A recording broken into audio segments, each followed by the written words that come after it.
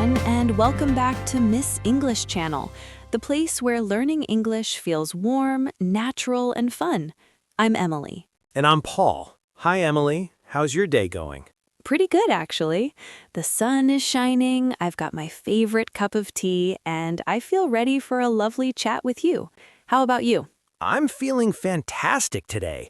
I've been looking forward to this topic all week. It's something every English learner faces at some point. That's true. But before we start, if you enjoy learning English with us, please take a second to click the like button. Yes, that little thumbs up helps us a lot. And if you're new here, welcome. We're so happy to have you. Don't forget to subscribe and share this episode with your friends. Perfect. Okay, Paul, are you ready for today's talk? So ready. What are we diving into today? Today, we're going to talk about one of the biggest struggles for English learners, how to stop translating in your head. Ah, yes, the translation trap. I remember that stage. You hear something in English and your brain goes, wait, what does that mean in my language? Exactly. Then you think of the answer in your own language first, and after that, you try to find the English words for it. Which means your brain is running a little marathon. English to your language, and then your language back to English. Yes, it's like your thoughts have to go through a long tunnel before coming out. And by the time they do, the conversation has already moved on. Right. The biggest problem is it's slow, very slow. Someone asks you, "How are you?" And while you're translating, they're already on another topic. That's so true. You feel like you're always one step behind. And another problem is that languages don't always match. What do you mean? Well, sometimes one English word can have many meanings, or your language might not have an exact word for it. So if you translate word for word, it can sound strange or even wrong. Yes, I've seen that happen a lot. Translating can make sentences sound robotic or even funny. Exactly. So what's the goal? To think directly in English, to build a straight road from your brain to your mouth. A direct connection. I love that image. No little side roads or detours. Exactly. No middleman, just you and English. So, Emily, how do we do that? I know it's easier said than done. Don't worry, we've got you covered. Today, we'll share a few simple steps to help you stop translating and start thinking in English. Awesome. I'm ready for tip number 1. Tip number 1 is start small, really small. Like one single word small? Exactly. Begin with single words. Look around you right now. What do you see? Let's see. My desk, my coffee mug, my phone, my notebook. Perfect. Now, when you see your notebook, don't think of the word in your language first. Just think of the English word notebook. So my eyes see it, and my brain says the English word directly. Yes, you see the object, and your mind connects straight to the English word. Door, window, pen, cup. It's like I'm putting English labels on the world around me. Exactly. You're turning your home into a little English world. I like that, so I can walk around and name what I see. Chair, table, spoon, light, plant. That's right. Do this for just 5 minutes a day. It's simple but powerful. You're training your brain to make a direct link between objects and English words. No translation needed. That sounds like something I can do even while making breakfast. Look at the plate, think plate. Look at the pan, think pan. Exactly. It's a little practice, but it builds a new habit, a new shortcut in your brain. Okay, I like this. So what's tip number 2? Tip number 2 is use pictures. Pictures. I like where this is going. You can use flashcards or any small pictures. On one side, have an image, like a picture of a bright yellow sun. On the other side, write the English word sun. So I look at the picture and think sun right away, without any translation. Exactly. It's just like labeling objects, but with photos. You can learn about animals, foods, anything. A picture of a dog, a cat, an apple, a banana. And it's easy to carry flashcards anywhere. You could even practice on the bus or while waiting in line. Exactly. A picture is universal. An apple looks like an apple everywhere in the world. So when you connect the image to the English word, your brain builds that direct road again. I like this. It feels more fun than memorizing from a list. Yes, you can even make it a little game. Set a timer for 1 minute and see how many pictures you can name. That's great. Learning while playing. That's the best kind of learning. Absolutely. Learning should never feel heavy. When you enjoy it, your brain learns faster. So, tip 1 is naming objects.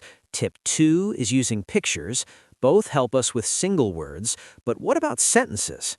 Good question. That's where we'll go next. When it comes to sentences, things can feel a little harder. But don't worry, we'll start small again.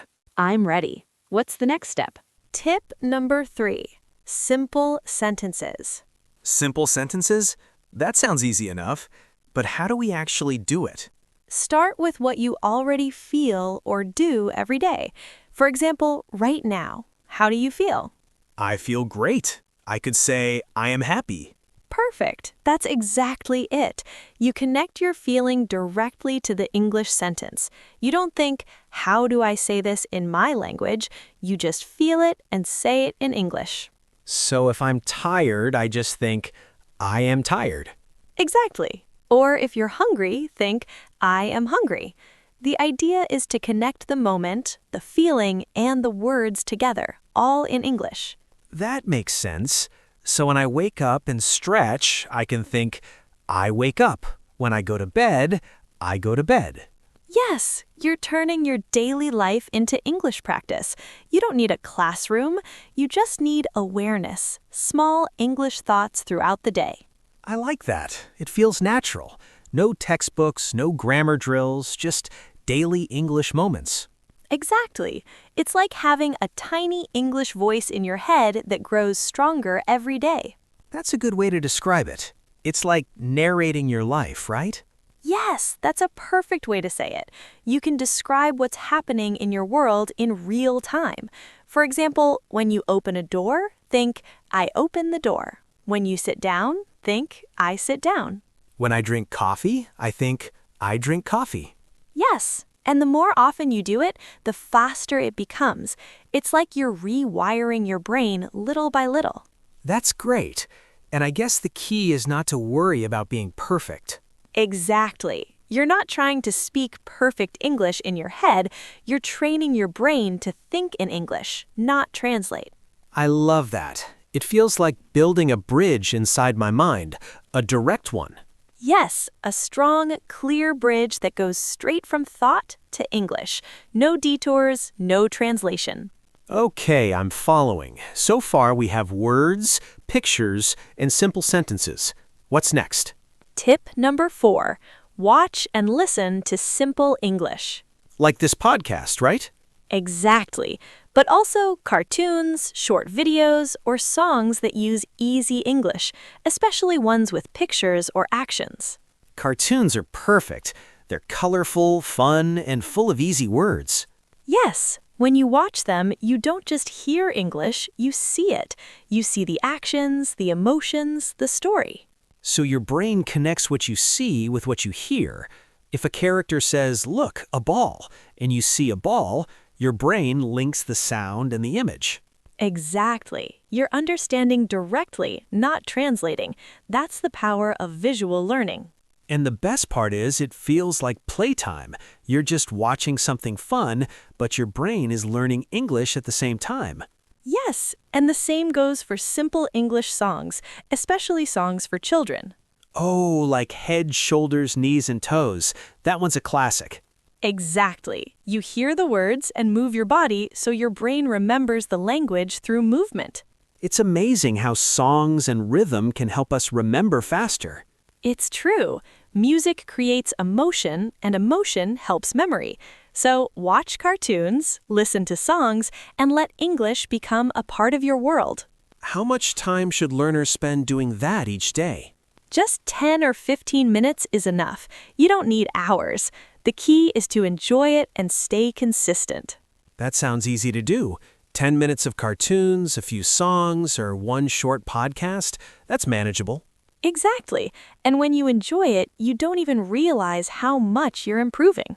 I love that approach. Learning without pressure. Yes, English should feel natural, not stressful.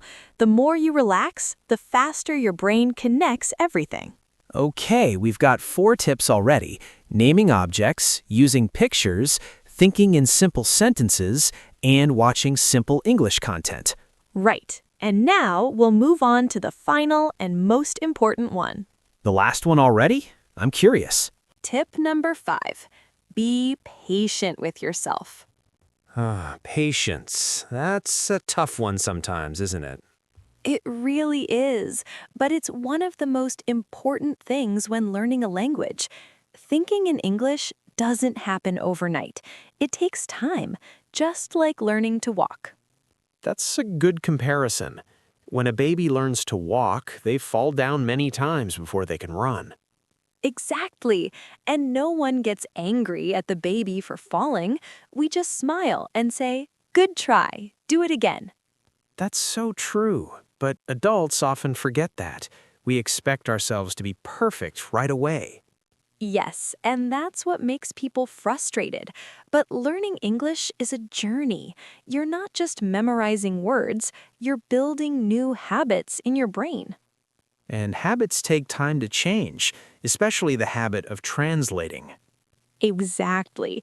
You've probably been translating in your head for years. It's completely normal, so be kind to yourself when it happens.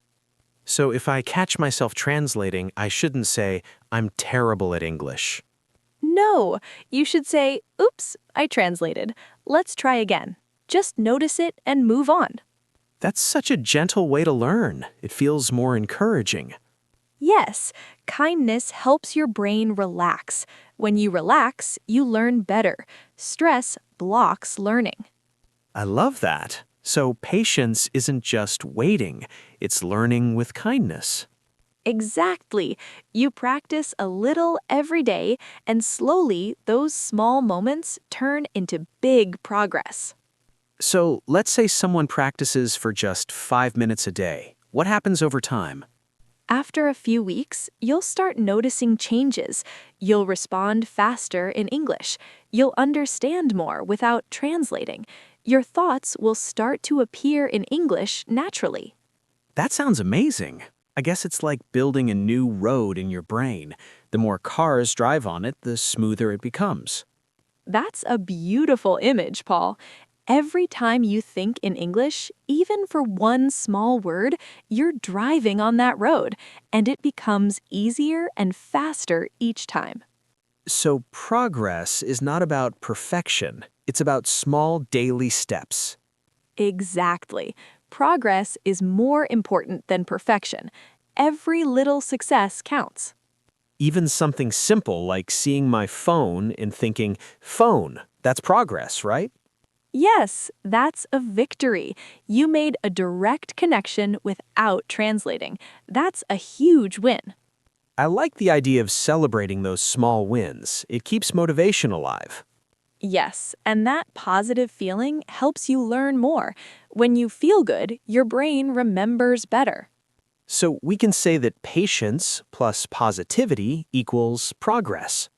Exactly. That's the perfect formula. All right, Emily, we've covered 5 powerful tips today. Should we do a quick review for everyone? Of course. Let's go over them one more time. Tip number 1, start small with single words. Look around you and name what you see in English. Tip number 2, use pictures. Connect images directly to English words using flashcards or photos. Tip number 3, think in simple sentences. Describe what you feel or what you're doing right now. Tip number 4, watch and listen to simple English.